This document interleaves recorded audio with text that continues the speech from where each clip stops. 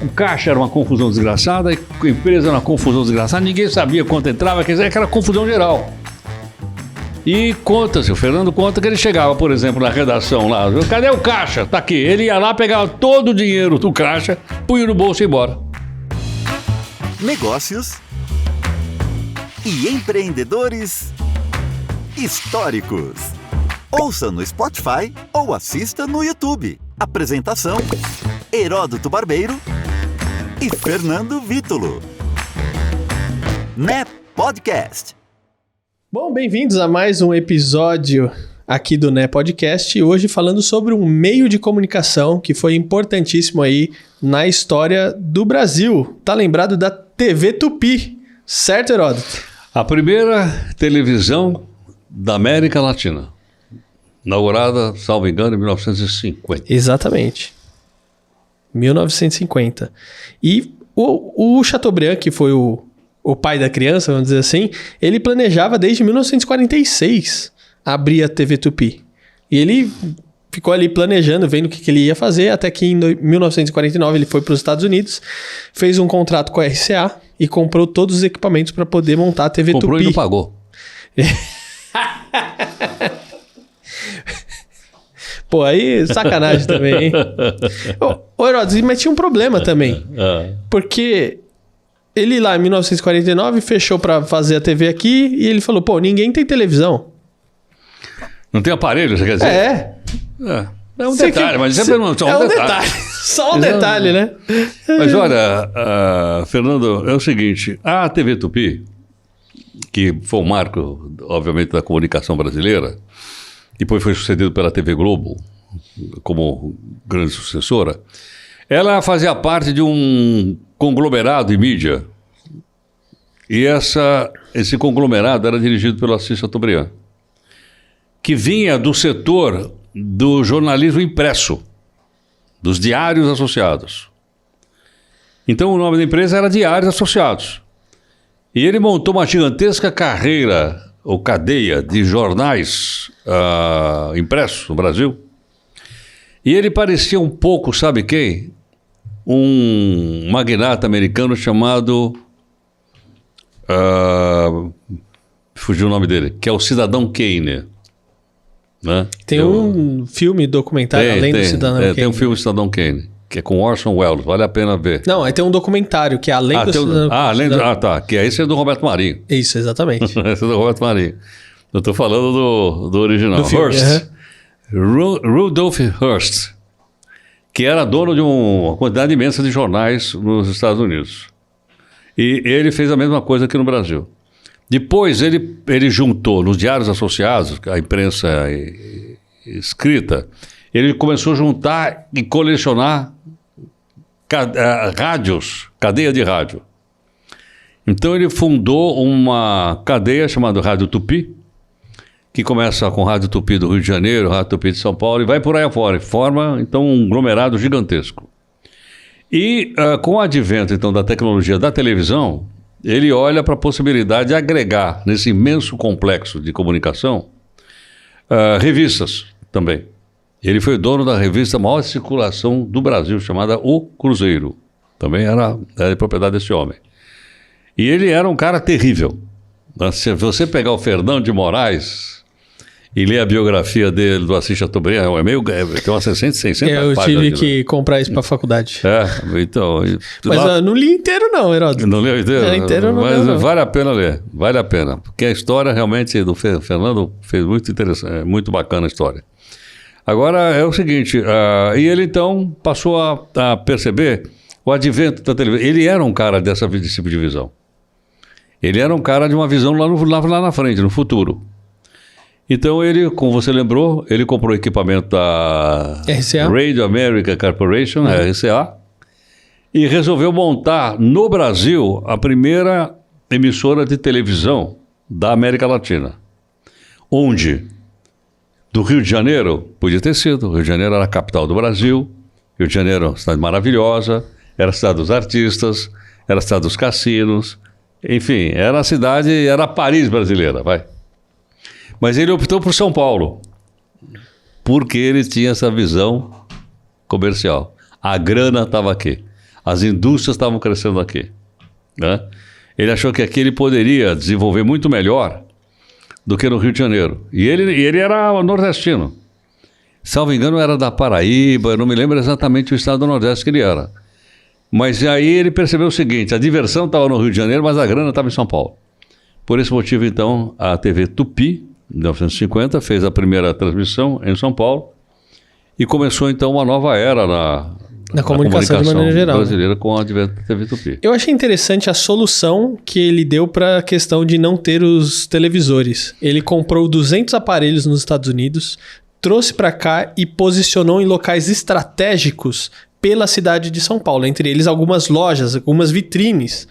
E ele colocou ali a televisão, e isso fazia com que as pessoas se aglomerassem ali para assistir o que ia passar. Fantástico isso, né? Fantástico. E eu vi essa cena. Você é dessa época, não? Eu me lembro quando foi inaugurada a TV em cores. Tinha pouquíssimos televisores em cores. Eles colocavam na vitrine das lojas e o pessoal ficava todo lá na rua assistindo, inclusive eu. Né? Lá no centrão de São Paulo, lá na frente do MAP, eu ficava lá olhando lá aquela TV em cores. Falei, meu Deus, que maravilha, uma televisão em cores. Né? E ele fez exatamente isso com uma TV que na época, logicamente, era branco e preto. E havia toda uma dificuldade de transmissão, caía o sinal. E outra coisa, não tinha gravação de nada, era tudo ao vivo. Não era ao vivo em cores, não. Era ao vivo em branco e preto. O que eu achei interessante é que a primeira transmissão que eles fizeram foi com o José Mujica cantando. Só que aí ele chegou, cantou e acabou, e encerrou a transmissão. Aí começou-se a ver a necessidade de ter uma programação. Porque você tá legal, fizemos, atraímos a atenção das pessoas, e aí de repente desligou a transmissão e acabou e não tem mais nada. Não, mas ele era aos trancos, o Assis Chateaubriand era um improviso em cima do outro. Agora é bom dizer pro pessoal quem é esse tal de José Mujica, pô. Era um artista mexicano. Exatamente. Cantor. José Mujica. Uhum. E outra coisa, o homem era padre. Era padre? Não sabia disso, não. Era o padre cantante. Olha isso. E aí ele trouxe o cara, o país era extremamente católico na época, né? Pô, já pensou o padre lá cantando. Agora, ele começou a montar então essa televisão e, entre outros, começou a despontar lá o Cassiano Gabos Mendes, que depois fez uma carreira extraordinária na TV Globo. Ele é dessa época, era muito jovem nessa época, e outros. Agora, que programação ele ia vender para o público? Ele ia vender teleteatro, famosíssimo teleteatro Tupi. Partidas de futebol passaram a ser transmitidas pela televisão, olha só. No Maracanã, porque depois ele fundou a TV Tupi no Rio. No Pacaembu, na transmissão do jogo ao vivo. E também alguns programas infantis, programas de palhaços, eram circos no estúdio, com palhaços, com pessoas que faziam malabarismo, aquela coisa toda. Então ela foi muito, eu diria, muito de improviso e muito amadora no começo. Claro. Muito amadora. Ninguém sabia o que estava fazendo de fato. Para existir. Trouxe, não existe um método, ele trouxe técnicos. Depois, como ele viajava muito, né, ele trouxe técnicos americanos para cá. Mas na parte da engenharia da TV, né? Da parte da engenharia. Câmeras, da transmissão em si, mesa de corte, essa parte toda, né? Ele tentou copiar o que pôde copiar do que ele viu lá, ele trouxe para cá. Agora é o seguinte, o mais grave não era isso. O mais grave eram as confusões políticas e econômicas que ele se metia. Ele tinha a fama de não pagar ninguém. Eu ouvi dizer que ele não pagou, não sei, acho que eu li lá no livro dele, do Fernando, não pagou a RCA. E mais, ele era um cara violento. Tinha guarda-costa. Teve um cidadão aí que segurou um equipamento dele, que vinha da Alemanha, e ele trouxe um cangaceiro e falou pro cara: eu vou te capar. Você tá brincando? 1950? E sabe o que aconteceu? Tá lá no livro do Fernando Moraes. O tal do alemão tinha uma casa maravilhosa ali no Higienópolis. E a hora que ele parou na porta da casa dele para abrir o portão, apareceu um cara lá, bateu no vidro do carro, ele abriu, o cara deu um tiro no saco do cara. Aí desconfia-se que quem mandou foi... Poxa, olha isso, gente. Loucura. Olha, o cara era um gangster. Ele era um gangster. Não tinha Conversa. limites. Não tinha limites. E mais, quando ele apoiava um presidente, ele queria alguma coisa em troca. Por incrível que pareça, esse homem foi eleito senador da República. E foi senador. Aí ele apoiou Juscelino Kubitschek para presidente do Brasil em 1954, 55, depois da morte do Vargas. E depois ele foi lá e falou, olha, é o seguinte, eu vim cobrar aqui, te ajudei, botei todos os meus jornais aí para trabalhar para você. E eu disse, mas o que você quer? Eu quero ser o embaixador do Brasil no Reino Unido. Meu Deus! Sabe para quê? Para ser recebido pela rainha da Inglaterra, que já era Elizabeth II, jovenzinha. Porque ele queria gravata, fraque, cartola, em carruagem, certo? Não, era o ritual da apresentação do embaixador. É esse cara aí, está lá no livro do Fernando. É inacreditável. Agora, o que ele fazia também? O caixa era uma confusão desgraçada, a empresa era uma confusão desgraçada, ninguém sabia quanto entrava, quer dizer, aquela confusão geral. E o Fernando conta que ele chegava, por exemplo, na redação lá, cadê o caixa? Tá aqui. Ele ia lá, pegava todo o dinheiro do caixa, punha no bolso e ia embora. Você já pensou o dono de um império fazer isso? Não passa na cabeça. Você conta isso lá aí fora, os capitães de indústria americana, você tá louco, meu? Você tá louco? O cara fazia isso. Então é o seguinte, quando você coloca a existência de uma empresa na mão de uma pessoa só, né? Um dia o cara morre, não morre? Aí, meu amigo, babau. Acabou, né? Quando ele morreu, as empresas estavam todas elas quebradas, completamente esculhambadas, né? Ou seja, ele tinha lances de genialidade? Tinha, sem dúvida alguma. Senão também não teria chegado onde chegou. Mas não era... Agora, do outro lado, pro bem, né? Por isso o TV Tupi e tudo mais. E uma boa parte do elenco da TV Tupi foi trabalhar depois na TV Globo. Vou dar um exemplo. Acho que o Juscelino, não sei se é da época, tinha um quadro à noite chamado Alô Doçura. Eu não tinha televisão na minha casa, né? Eu era televizinho, eu ia na casa da vizinha e ficava assistindo televisão lá, as crianças ficavam lá. E era com Eva Vilma e John Herbert. Ele eu acho que já faleceu. John Herbert já. Eu tive contato com ele logo que eu vim para São Paulo, que eu fui trabalhar no Shopping Guatemi, eu tive contato com ele. Então, mas a Eva Vilma, felizmente, ela está viva. Está viva. E trabalhou muito, fez grande sucesso na TV Globo, aliás, uma grande atriz. A Eva Vilma... Salvo engano.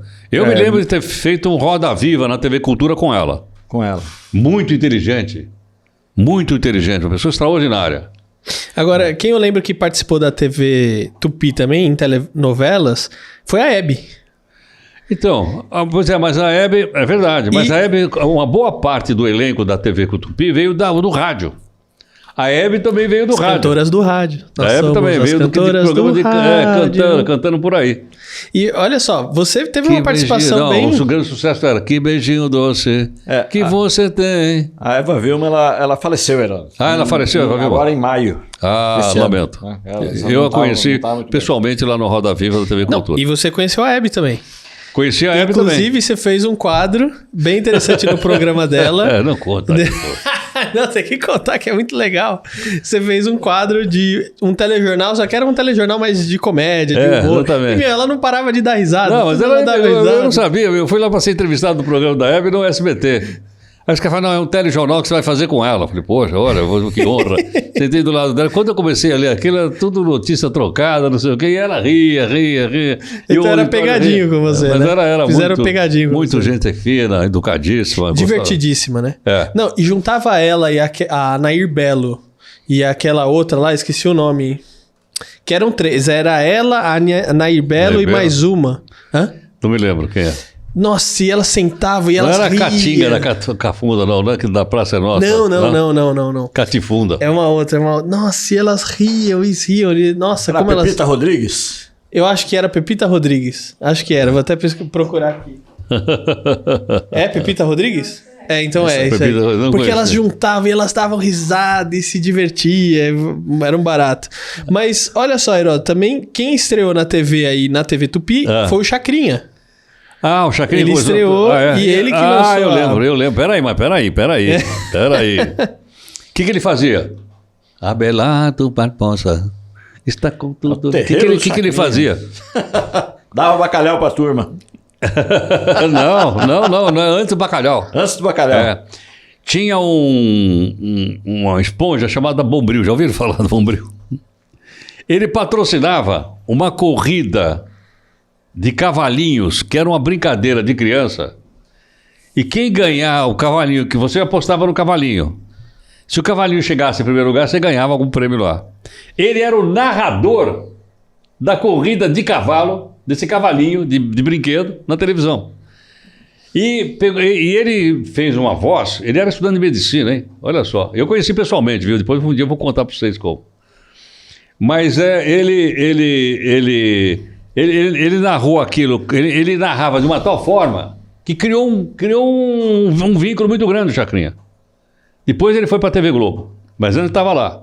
Só que ele ia depois do mais famoso noticiário do Brasil. Repórter Esso. Repórter Esso, que veio do rádio para a televisão e veio para a TV Tupi. Aliás, o Repórter Esso só acabou com o advento do Jornal Nacional. Aí a Esso tirou o patrocínio.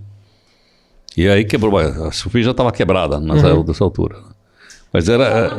É Lolita Rodrigues. Lolita Rodrigues. Me lembro de Lolita Rodrigues. Mas olha só, o Chacrinha é o autor da célebre frase, né? Quem não comunica se trumbica. Não sei onde eu já vi essa frase. E aí, lembrando dos cursos do Heródoto Barbeiro, o Media Training para o mundo corporativo e comunicar para chegar lá. Afinal de contas, quem não comunica se trumbica e você precisa aprender a se comunicar melhor, tanto com a imprensa, como também se comunicar para alcançar os seus objetivos. E olha, a gente tem uma plataforma aqui muito poderosa hoje em dia, que é o YouTube. Você também precisa aprender a trabalhar aí com o YouTube, principalmente se você tem um negócio ou quer se tornar um influenciador. Tô deixando todos os links aqui na descrição, tanto do podcast como do YouTube, que irão te direcionar para as páginas onde você vai obter mais informações. Tô certo, Heródoto?